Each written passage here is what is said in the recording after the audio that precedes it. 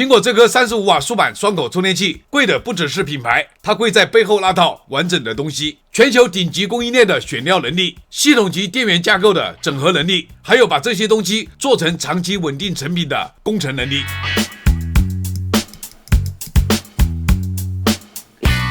各位朋友大家好啊，前面測試大家已經看到了，這個蘋果35瓦素板雙口適配器，表面上看參數並不激進，但實際表現卻相當老練。充電節奏規整，雙口並發穩定，溫升和紋波也壓得很漂亮。那問題來了，蘋果這顆原裝35瓦，憑什麼能把同級別產品做到這種完成度？這期拆解我們不看宣傳，只看內部電路，直接把它拆解開，看看蘋果這套35瓦雙口方案到底是怎麼做功率分配，怎麼溫控，又是怎麼把輸出質量穩住的。徹為了解，拆為真相，咱們直接開拆。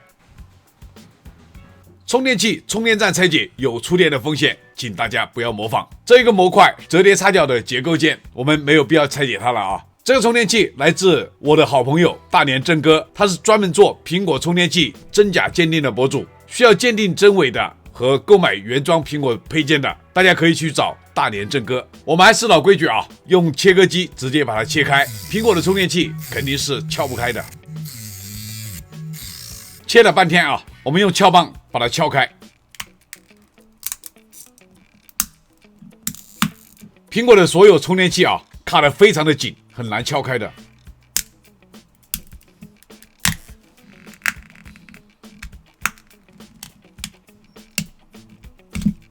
費了老大勁了啊！這根接地線被扯斷了，連接在這個金屬扣上面的灰色和黑色是兩根交流徑線。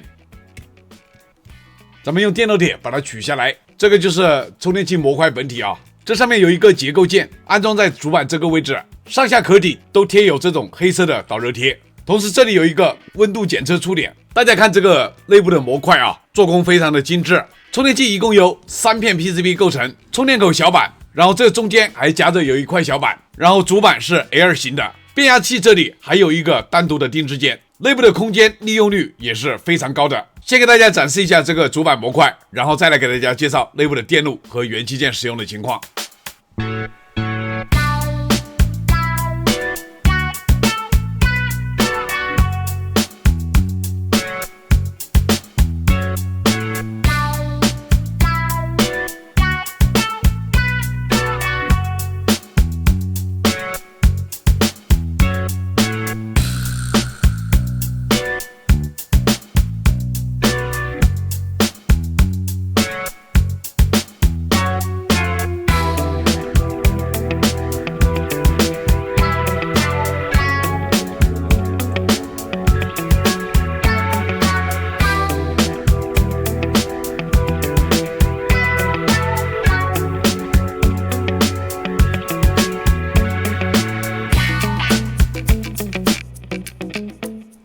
兄弟們，拆到這裡，這顆蘋果35瓦素板雙口充電器內部的思路，其實已經能看出一個大方向了。它並不是那種為了做雙口，把一套普通的小功率方案硬往上堆的產品。它內部的電路給人的感覺很明顯，這是一套平台規格不低、結構設計也很講究的原裝方案。它的前級主電源不是很多普通這個級別裡常見的簡單做法。後級2個 C 口的輸出管理也不是只求能分功率這麼簡單，再加上內部大量圍繞散熱、絕緣、固定和均熱去做的定制結構件，這台機器給我的感覺就是一句話，它不是只把35瓦做出來，而是要把它做穩、做久、做規矩。所以後面我們要看的重點不只是它用了什麼料，而是蘋果到底是怎麼把一顆看上去並不張揚的35瓦雙口做出這種同級標杆的完成度。接下來咱們就按電路鏈路一層層往下看。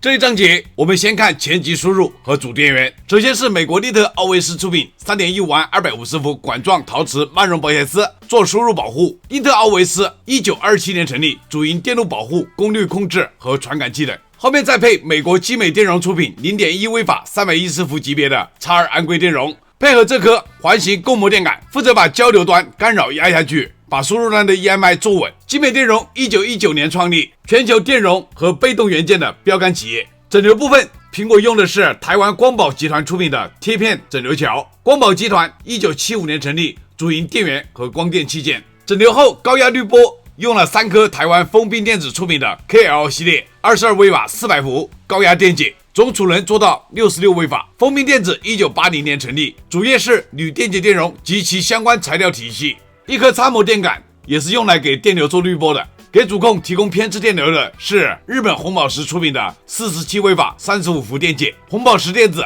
1952年成立，主業是各類電容和開關電源相關的產品。真正的重點是這顆蘋果定制的主控芯片，型號 APSL-CA01，再加主開關管2顆前位輔助開關管，這上面還有一顆定制變壓器以及光偶反饋，構成一整套完整的 ACF 有源前位反擊電源平台，把主開關應力、漏感尖峰、效率和溫升一起管住。主開關管來自美國萬代半導體，型號 180A60。萬代半導體是2000年成立的功率半導體公司，主打 MOSFET 和電源 IC。2顆前位輔助開關管來自意法半導體，型號分別是 65PF6N2 和 161PF6N2。意法半導體於1987年成立，主業就是各類半導體和模擬集成電路。主變壓器則是日本聖美達定制。這家公司1948年成立，電感、變壓器、車載和電源池件的全球重要供應商。再加上台灣億光電子的 EL1014 光偶和2顆黑色的 Y 電容，把初次級反饋和洩放路徑處理好。億光電子1983年成立，全球 LED 封裝領域核心企業之一。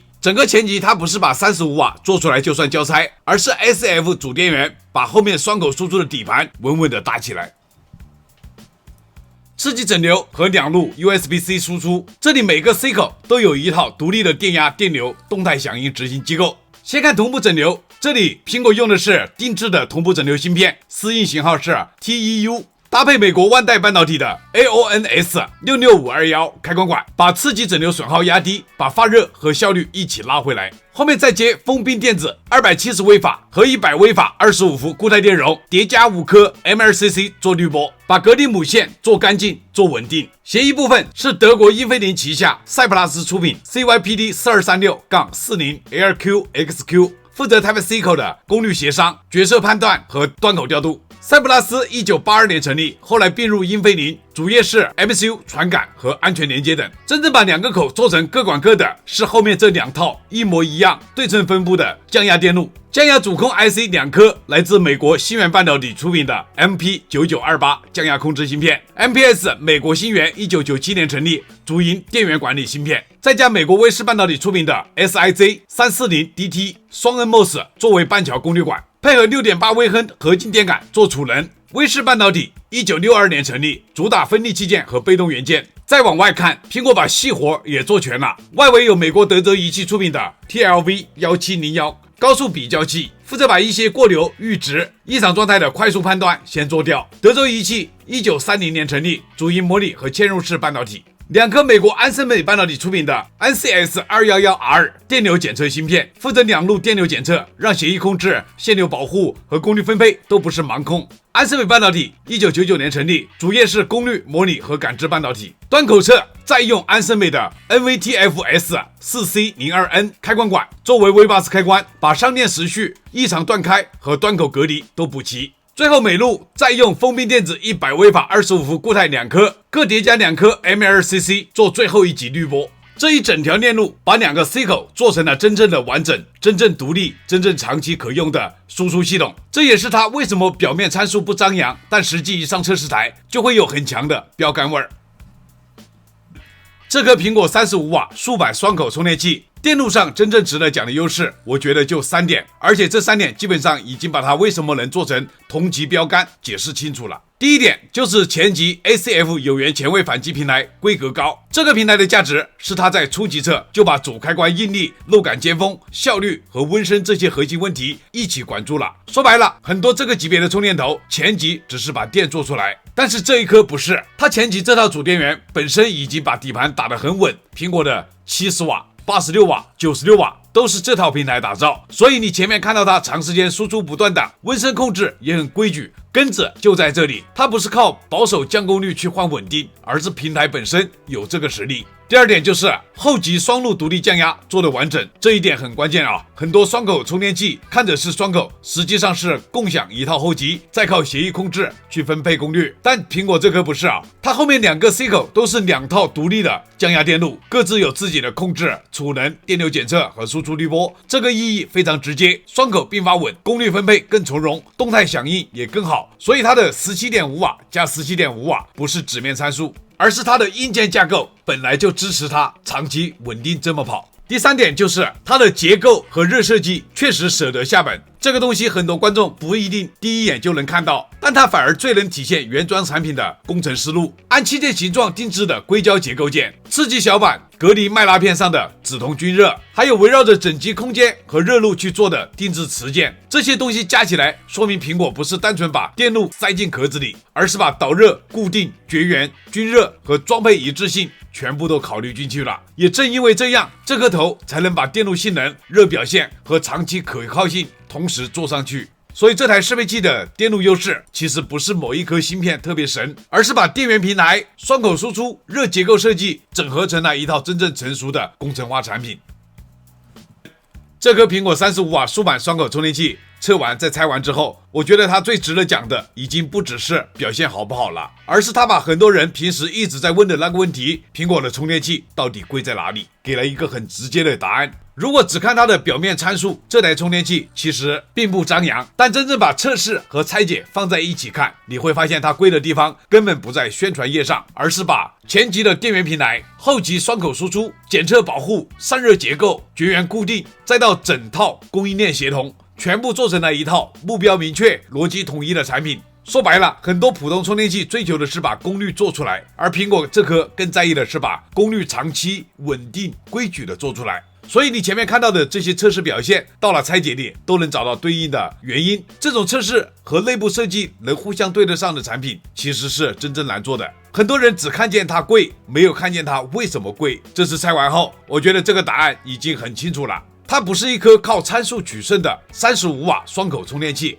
它賣的從來不只是一個蘋果 logo， 也不只是35瓦功率本身，而是整機的完成度和長期可靠性的東西。一句話總結，蘋果這顆35瓦舒板雙口充電器貴的不只是品牌，它貴在背後那套完整的東西，全球頂級供應鏈的選料能力，系統級電源架構的整合能力，還有把這些東西做成長期穩定成品的工程能力。測試為了了解，才是為真相，認真測載，客觀輸出。我是烈火車載，非常感謝各位兄弟們一直以來的支持和鼓勵，有你們的陪伴，才有我一直拆下去的動力。這期視頻謝謝大家觀看，咱們下期視頻再見。